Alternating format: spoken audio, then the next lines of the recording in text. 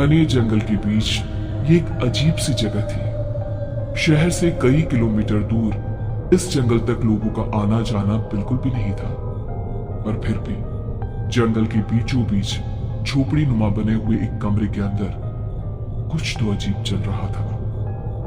उस झोपड़ी के एक हिस्से में लगभग 15-16 साल का एक लड़का था जो बहुत अजीब ढंग से बर्ताव कर रहा था। उस लड़के के शरीर पर लंबे लंबे बाल और उसके दांत जरूरत से ज्यादा लंबे थे।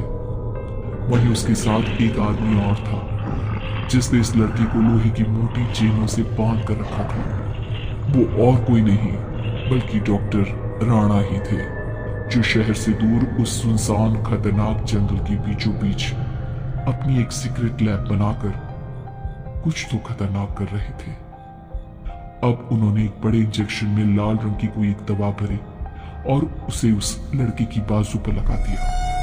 देखते ही देखते वो लड़का तेज आवाज में चीखता हुआ पलक झपकते ही जमीन पर गिर पड़ा। सक्सेसफुल होगा, मेरा किया हुआ हर एक एक्सपेरिमेंट सक्सेसफुल होगा और फिर ये पूरी दुनिया मेरी मुट्ठी में होगी। मेरे बनाए हुए ये भेड़िए इस शहर को तबाह कर देंगे और यहाँ सिर्फ मेरा हुक्म चलेगा, मेरा। उसके बाद डॉक्टर राणा झोपड़ी से बाहर निकलते हैं और झोपड़ी पर ताला लगाकर अपने घर की तरफ चल पड़ते हैं। डॉक्टर राणा के घर में उसकी पत्नी रंजना और लगभग 18 साल का बेटा रोहित रहते थे। आज आपने फिर आने में देर कर दी। आजकल किस काम में बिजी रहते हैं? क्या बताऊं रंजना, वो बस मेडिकल साइंस में रोज कुछ न कुछ रिसर्च का काम आता ही रहता, उसी में लगा रहता। बाबा, क्या कोई क्लोन बना रहे हो या फिर मरे हुए लोगों को फिर से जिंदा करने वाली कोई दवाई बना रहे हो? ऐसा क्यों पूछ रहे हो? तुम्हें ऐसा क्यों लग रहा है बेटा? अरे पापा, आप इतना बिजी रहते हो, माँ परेशान रहती है, बस इसलिए मैं चुप कर रहा हूँ। उसका अंदाजा किसी को भी नहीं और उसके बारे में मैं किसी को बता भी नहीं सकता। ये मेरा आज तक का सबसे शक्तिशाली एक्सपेरिमेंट होगा जो मुझे इस दुनिया का सबसे ताकतवर इंसान बना देगा। रात बीतती है। अगली सुबह घर की घंटी बजती है।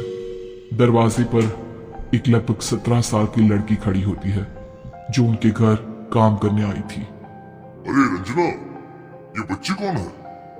हमारे घर तो सुकन्या काम करने आती है ना? ये सुकन्या की बेटी दीपा है। कुछ दिनों से उसकी तबीयत ठीक नहीं है ना, तो यही काम करने आ जाती है। जानते हैं पापा, ये ना आंटी से ज्यादा अच्छे से काम करती है। अच्छा, ठीक है ठीक है। कुछ देर के बाद रंजना, मैं हॉस्पिटल जा रहा हूँ। अच्छा, एक काम करो, ये सुकन्या की बेटी का नाम क्या है? हाँ, दीपा। हाँ, इसे जरा मैं मेरे साथ लेके जा रहा हूँ। तुमने कहा था ना बाजार से कुछ सामान चाहिए, मैं इसे दिलवा दूंगा। फिर मैं हॉस्पिटल लेकर जाऊंगा और ये घर आ जाएगा। हाँ, वैसे ये भी ठीक है। मेरा भी बाजार जाने का टाइम बचेगा। वैसे भी दीपा बहुत समझदार है, सारे काम बहुत अच्छे से करती है। और इस तरह से दीपा डॉक्टर राणा के साथ उनकी कार में बैठकर घर से निकल जाती है। कुछ देर के बाद मार्केट में। दीपा, बेटा, ये लो कोल्ड ड्रिंक। लो बेटा, लो, पी लो। नहीं अंकल, मुझे कोल्ड ड्रिंक नहीं पीना है, मैं ठीक हूँ। आप बस मुझे सामान दिलवा दीजिए, फिर मैं घर चली जाती हूँ। अरे बेटा, इसमें क्या हो गया? लो कोल्ड ड्रिंक पी लो। बस अभी आगे वाली शॉप से मैं तुम्हें सामान दिलवा देता हूँ। Okay uncle. डॉक्टर राणा के कहने पर मासूम दीपा कोल्ड ड्रिंक तो पी लेती है, पर उसे पीते ही उसे चक्कर आने लगते हैं और दीपा बेहोश हो जाती है। जब वो आंख खोलती है तो अपने आप को एक झोपड़ी के अंदर पाती है और उसकी आंखों के सामने एक खतरनाक दिखने वाला जानवर जैसा लड़का खड़ा होता है जो आंखें फाड़ फाड़ कर उसे देख रहा था। कहाँ हूं मैं? क्या हुआ है मेरे साथ? हाँ, ये कौन है? मैं भेड़िया हूँ, ताकतवर भेड़िया। इंसानों से कई गुना ज्यादा ताकत रखता हूँ। अपनी एक से दीवार गिरा सकता हूं मैं। चुप, एकदम चुप। इस लड़की पर चिल्लाने की कोई जरूरत नहीं है। मैं क्या करना है क्या नहीं, ये मैं तुम्हें बताऊंगा। जैसी आपकी मर्जी मेरे मालिक। अब से आप जो कहेंगे मैं वही करूंगा। आपके हुक्म का पालन करना ही मेरी जिंदगी का मकसद है। तुम जैसे मासूम बच्चों को भेड़िया बनाना बहुत मुश्किल काम था, लेकिन उससे भी ज्यादा मुश्किल था तुम्हें इतना ताकतवर बनाने के बाद भी तुम्हें अपने हुक्म का गुलाम बनाना। और अब मेरा ये एक्सपेरिमेंट भी कामयाब हुआ। अब मुझे इस दुनिया का सबसे ताकतवर इंसान बनने से कोई नहीं रोक सकता, कोई भी नहीं।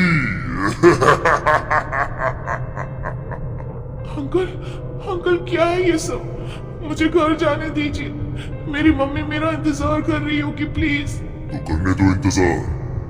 अब तुम यहाँ से कहीं नहीं जा सकते। क्या मतलब है आपका? हाँ, और ये लड़का कौन है अंकल?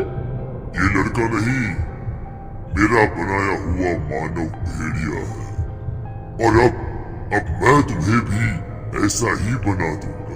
नहीं नहीं अंकल, मुझे जाने दीजिए प्लीज। मुझे छोड़ दीजिए। मैं वादा करती हूँ मैं किसी से कुछ नहीं कहूंगी, प्लीज अंकल। लेकिन डॉक्टर राणा उस लड़के की एक बात नहीं सुनता। वो झोपड़ी दीपा के चीखने की आवाजों से गूंज रही थी, पर डॉक्टर राणा उसके हाथ पैरों को जंजीरों से जकड़कर लगातार उसके शरीर में इंजेक्शन लगाए जा रहे थे। हर एक इंजेक्शन से होने वाली तकलीफ को सहना दीपा के लिए आसान नहीं था, और उससे डॉक्टर राणा को कोई फर्क नहीं पड़ रहा था।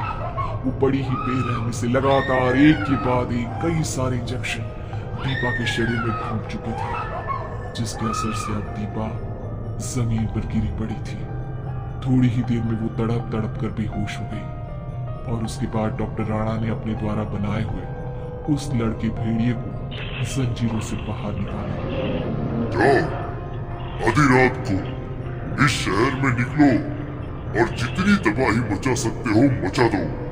और हाँ, उस तबाही को मचाने के बाद जितना भी रुपया पैसा गहना लूट सकते हो लूट कर यहाँ मेरे पास लेकर आओ। तुम इतने ताकतवर हो कि आम इंसान तो क्या, पुलिस और फोर्स भी तुम्हें नहीं पकड़ सकती। जाओ जाओ और मजे करो।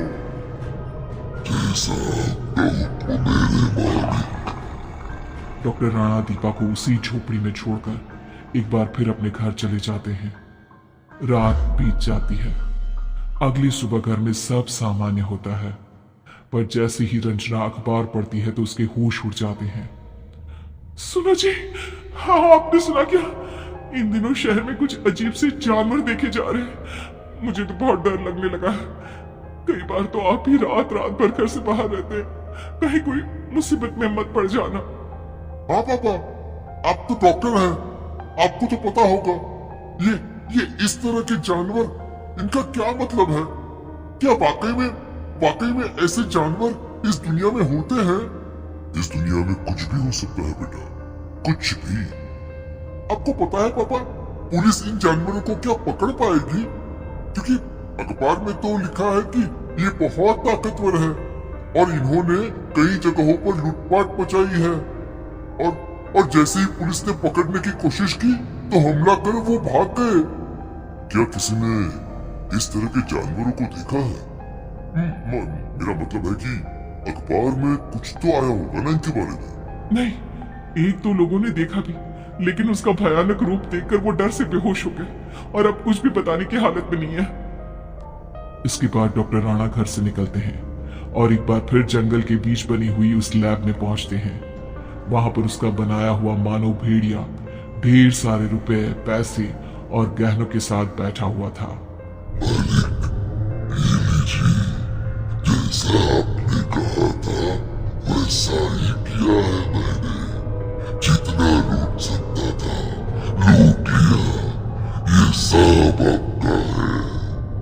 बहुत अच्छा किया तुमने, बहुत अच्छा किया, बहुत अच्छा। अब मुझे भूख लगी है और मुझे किसी इंसान का खून पीना है। बहुत भूख लगी है मुझे। अगर मुझे कुछ नहीं मिला तो मैं मर जाऊंगा मालिक। नहीं, तुम इतनी आसानी से नहीं मर सकते। मैं जानता हूं तुम्हें एक जवान लड़की का खून चाहिए और इसीलिए मैंने तुम्हारे लिए पहले से ही इंतजाम करके रखा है। ये लड़की है ना, वो जो आज रात मेरा खाना बनेगी। हाँ, बिल्कुल। और इसके खून से तुम्हारे शरीर की ताकत पहले से भी ज्यादा बढ़ जाएगी। लेकिन इसके बाद याद रखना, अगले कुछ दिन में एक और मानव भेड़िया बनाने में बिजी रहूंगा और उस दौरान तुम्हें इस जगह से दूर रहना होगा। ठीक है मालिक, जब तक आप मुझे वापस आने की अनुमति नहीं देते, मैं इस लड़की के खून से अपना काम चला लूंगा। और देखते ही देखते वो हैवान जैसा भेड़िया दीपा के नाजुक शरीर में अपने लंबी नुकीले दांत बढ़ाकर उसके शरीर का सारा खून पी जाता है। उधर अपनी बेटी के गायब हो जाने की वजह से सुकन्या रंजना के पास आती है। मालकिन, हमारी बेटी उस दिन आपके घर काम करने आई थी, तब से घर नहीं लौटी। मालकिन, मेरी बेटी कहाँ है? क्या दीपा घर नहीं पहुंची? पर इन्होंने तो कहा था कि वो मार्केट से सामान लेकर घर के लिए ही निकली थी। जब यहाँ नहीं आई तो मुझे लगा तुम्हारी तबीयत की वजह से वो तुम्हारे घर चली गई होगी। पर अगर वो यहाँ ना आई, ना अपने घर पहुंची, तो आखिर गई कहाँ? लेकिन मालकिन, हमारी बेटी कहीं नहीं जा सकती, बहुत सीधी बच्ची है। अब रंजना अपने पति को भी वहां बुला लेती है। देखो सुकन्या, मैं सच कह रहा हूँ। मैंने घर का सामान दिलाकर दीपा से कहा था कि वो घर चली आए और मैं सीधा अपने हॉस्पिटल चला गया था। अब उसके बाद वो कहाँ चली गई मुझे कोई खबर नहीं। सुकन्या को अपनी बात पर भरोसा दिलाकर डॉक्टर राणा उसे वहां से भेज देते हैं और एक बार फिर हॉस्पिटल के नाम से घर से निकल जाते हैं। पर उस दिन वो अपनी कार की जगह अपनी पत्नी की कार लेकर जाते हैं, जिस वजह से रोहित अपने काम के लिए अपने पापा की कार लेकर निकलता है और उसे वहां सीट के नीचे खून से भरा हुआ एक इंजेक्शन मिलता है, जिसे देखकर रोहित एकदम हैरान रह जाता है। इतना बड़ा इंजेक्शन, वो भी खून से भरा हुआ। आखिर पापा की कार में क्या कर रहा है? उधर डॉक्टर राणा का बनाया हुआ मानव भेड़िया शहर में तबाही मचा रहा था, लेकिन उसकी ताकत धीरे धीरे खत्म होने लगी थी, जिस वजह से वो आधी रात के वक्त उसी लैब में पहुंचता है और वहां डॉक्टर राणा अपने खतरनाक एक्सपेरिमेंट में बिजी थे। कुछ देर के बाद वो जैसे ही अपनी लैब से बाहर निकलकर अपनी कार में बैठे तो वो मानव भेड़िया भी छुपकर कार की डिक्की में बैठ गया और छुपते छुपाते डॉक्टर राणा के घर के अंदर पहुंच गया। पक्का कोई जवान इंसान मिल ही जाएगा जिसका खून पीकर मैं अपने आप को ताकतवर बना सकूं। तभी रंजना किचन में पानी पीने के लिए आती है और उस भेड़िए को देख लेती है। उसे देखते ही उसके होश उड़ जाते हैं। कौन हो तुम? यहाँ क्या कर रहे हो? लेकिन इससे पहले कि रंजना आगे कुछ बोल या कर पाता, भेड़िया उसकी गर्दन दबोचकर उसे मार देता है और उसकी लाश को वहीं फेंक कर आगे बढ़ जाता है और रोहित के कमरे तक पहुंचता है। मुझे इसी की तलाश थी, यही है मेरा शिकार। अब मेरी शक्तियां बढ़ जाएंगी। अब पूरा घर भेड़िए की खूंखार दहाड़ से गूंज उठता है। रसोई से रंजना का खून बहकर पूरे घर में फैल चुका था। तभी डॉक्टर राणा दौड़ते हुए वहां आते हैं और रोहित की आंख भी खुल जाती है। रुक जाओ, रुक जाओ, तुम यहाँ क्या कर रहे हो? मुझे खून चाहिए, मेरी शक्ति खत्म हो रही है। पापा कौन है ये जानवर यहाँ क्या कर रहा है? पापा, जानवर नहीं हूँ मैं, तुम्हारे बाप का बनाया हुआ भेड़िया। जो तुम्हारे खून से अपनी प्यास बुझाएगा। नहीं नहीं, रुक जाओ, छोड़ दो मेरे बेटे को। तुम्हें मेरा आदेश मानना होगा। लेकिन डॉक्टर राणा ये देखकर हैरान रह जाते हैं कि वो भेड़िया उनकी कोई बात नहीं मानता। अब वो बेकाबू हो चुका था अपनी खोती हुई ताकत के आगे। अब उसे काबू में करना बेहद मुश्किल था। इसे काबू में करने के लिए मेरे पास दवाई तो है, पर वो लैब में है। अब मैं क्या करूं? रोहित तुम भाग जाओ बेटा, भाग जाओ, जल्दी यहाँ से भागो। इस भेड़िए को सिर्फ मैं ही काबू में कर सकता हूँ, लेकिन इसे काबू में करने वाली दवा भी मेरे पास नहीं है। लेकिन पापा आपने ऐसे एक्सपेरिमेंट किए ही क्यों? ये सब करने की क्या जरूरत थी पापा? मैं दुनिया का सबसे ताकतवर इंसान बनना चाहता था, लेकिन मुझे नहीं पता था कि मेरी ये गलती एक दिन मेरे ही परिवार को खत्म कर देगी। तुम जाओ बेटा, यहाँ से निकलो, यहाँ से। इतनी देर में भेड़िया रोहित को मारने के लिए उसकी तरफ लपकता ही है कि रोहित घर से बाहर की तरफ भागने लगता है। इस बीच डॉक्टर राणा उस भेड़िया को रोकने की कोशिश करते हैं, लेकिन देखते ही देखते अब वो डॉक्टर राणा के गले के अंदर अपने नुकीले नाखून घुसाकर उन्हें कोई लकड़ी में उठा देते हैं। इसके बाद अकेली पल डॉक्टर राणा को तड़प करना चाहता है।